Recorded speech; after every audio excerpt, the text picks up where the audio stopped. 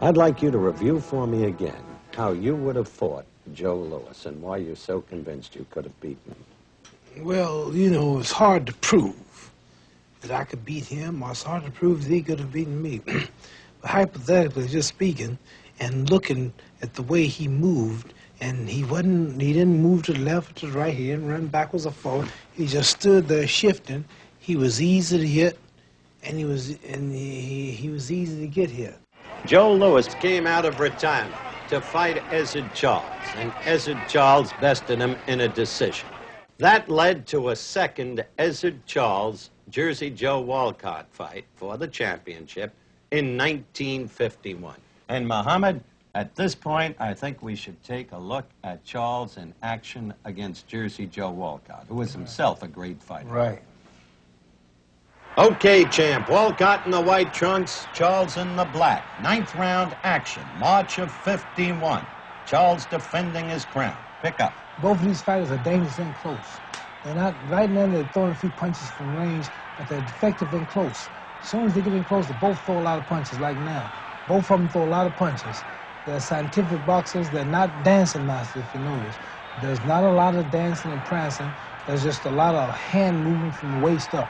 And there they go. Both of them are strong. Both of them are dangerous. And the man that wins this fight will be the man in the best condition. These are scientific boxers, which people don't recognize. They don't rank them with Jack Dempsey and Joe Louis and Marciano and Gene Turner, but I think they're much better from watching the films. These are scientific, good boxers. He just got hit with a hard left hook. A hard left hook. And he got hit coming in. They both threw left hooks at the same time, it looked like. It's like a head-on collision. All right, let's look at it again in slow motion, champ. Watch, they both are coming at each other.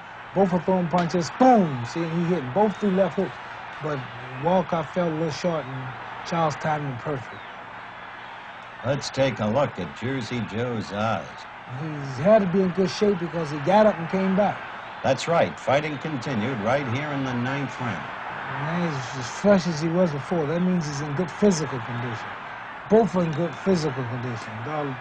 They throw fast punches.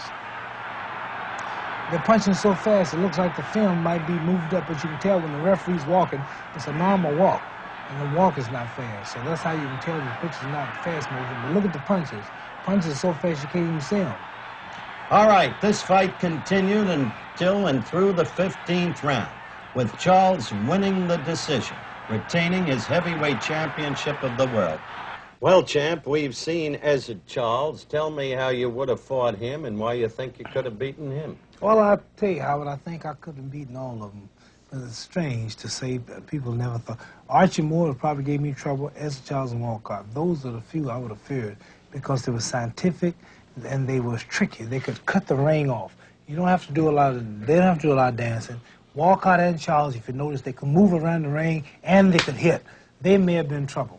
They would have been in trouble because I consider them just as good, just almost, not quite, but as good as Joe Frazier. I knew they would have gave me trouble, but I think boxing and dancing and my speed and my reach and my brains would have gradually beat them. Sorry, fellas, if you're watching the show. Mentality means a lot in the ring, doesn't it? Mentality means as much in the ring as it do in your sport announcing field. Why do you think you won the greatest sport announcer? Because you can think. Okay, I'll accept that as a matter of fact. The Brockton Blockbuster. Marciano. Hello, that's it. Rocky Marciano. You knew him? You saw him fight? Ooh, he hit hard. He hit you so hard at Jolly Kim folks in Africa. But you think you could have beaten him, too?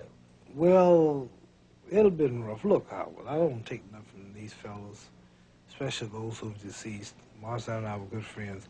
But I truly think on my best day and his best day, I would have beaten him, probably not knocked him out, but I've been sore. I think he was better than Joe Frazier, I'll put it that way. Really? I truly think he was better than Joe Frazier. You know what Joe Frazier did to me and how Burley got by him a couple of times. I think it'll be even. He may have won. It's just hard. It's just up for the imagination. You know, you started out with so much braggadocio. You folks watch these films and you'll see that I, Muhammad Ali, am truly the greatest. That's the way you started. Now you're on the way to ending with humility. Yeah, we got the last man, Marciano, showing him last, and you did the right thing. I think he was not a great fighter scientifically, but just a mauler, a brawler, fight. One fighter's nose was hanging off, he kept coming. Can't put him down can't teach no kid to fight like Marciano. He just had his own style, was courageous.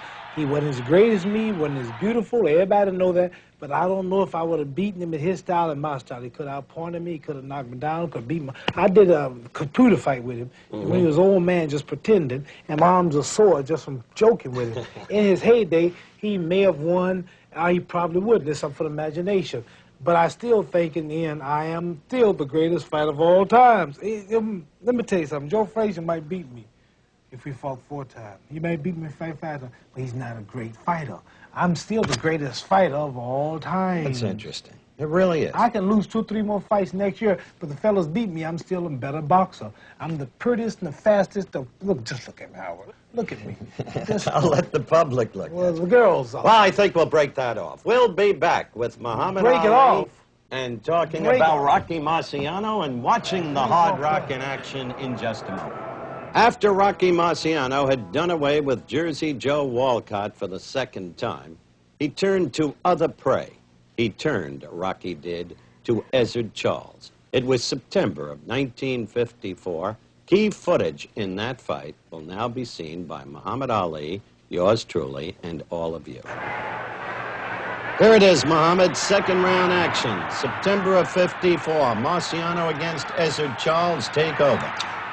Charles look a little heavy here. His hair looks gray if you look at him. He's not the Charles he was years ago. Marciano came along and caught him at a time when he was out of the way. I don't want the people to think that Marciano's beating up the great Ezzard Charles, because they didn't beat the great Ezzard Charles. They beat the old Charles who was standing there because of financial problems. He just had a name. He went in there trying to get it back, just like Joe Louis did and Walcott. And he came along just in time to be a rough moolah to outdo him because they were old. And this made Rocky Marciano so-called the greatest of all time, because he beat 3 of the greatest of all time, but they were old. Then they're coming out for another round here. Round 8. You see Charles has got the stamina and for a little while, and he's got the aim, he's pinpointing, but he just don't have the age and the power to keep it up. You see the greatness there, but he's just a little too old. Marciano's young, right in his prime, came along with good promotion, and he built it up and made it look as if he was the greatest of all time because he destroyed Ezzard Charles. He destroyed Ezzard Charles. He destroyed the shadow, the old Ezzard Charles. He destroyed the real Joe Louis. He destroyed old Joe Louis. He destroyed the real Walcott. Right, look at this right in slow-mo. And they would have ate him up. All of these men would have solid right hand, but he called an old man with a right hand. That was a pretty punch. But if he'd done that 10 years ago to Ezzard Charles, then I would say he's a great fighter. And then when you watch him run away, he runs without rhythm. He's just a rough fighter. Marciano, you can't take that from him. He's a rough, hate to meet him in the alley. Hate to meet him on a dark corner. See, he's just wild. See, no skill, just chop him in down. 6 devastating just 6 punches, devastating, Muhammad. wild lady chops. Really no class, being a little just wild punches. I'm just telling the truth because you're trying to play him up as the greatest fighter of all time, and he don't even rank with the less boxers in the gymnasium. All right, he was in rough slow and he was strong. Now watch him close in slow motion. Watch these. Look at 2. what kind of punches are there though? Wild punches. 3. Look at him, no class, no skill. Look, hit him on top of the head. 5. Just a wild. Look, 6. just no class, and he can't whoop a great fighter who's right. He whooped the old man. Yo, Ali a damn trip, but he also the truth. You know, he's just a classic character. The wit, style, charisma, honesty, playfulness. Just a whole bunch of things. Him and a lot of other characters in sports and in boxing. When I try to think of other characters that would even remotely be close to Ali, they are in certain categories, but not as a whole. And that's why we call him the greatest heavyweight. I don't call him the greatest fighter, but he's in my top 10. But anywho, about the commentary. Do y'all think Ali gave an honest assessment, an accurate? We know he was being honest with Cosell. You know, they brutally honest with each other all the time. Do y'all think it was an accurate assessment of, I think he was speaking about Marciano and Charles in their fight, or was it Jersey Joe Walcott? Personally, being objective, I think it was almost accurate to the T. But you know, to get yourself on higher levels, you gotta look at things from all angles. 360, not just the 90 degree, 45, the 172 second, excuse me, the 305th. You gotta see it from all angles. Do y'all think this is the accurate assessment of him talking about the greatest? Some people call Marciano the greatest, and himself the greatest. Anywho, y'all let me know what y'all think. I appreciate the L team, man. Y'all production is excellent. We appreciate everyone who watches these videos. We appreciate everyone who's a fighter combatant. We appreciate everyone who's a teacher, who's digging up graves, who's on scaffolds, who's even them little sneaky insurance people. We appreciate y'all, and we just want y'all to elevate in every way. Anywho, we love Bossy. Well, I can draw a little, but I'm mostly concentrating on fighting. I'm busy knocking out all of these bums. I don't have time to draw.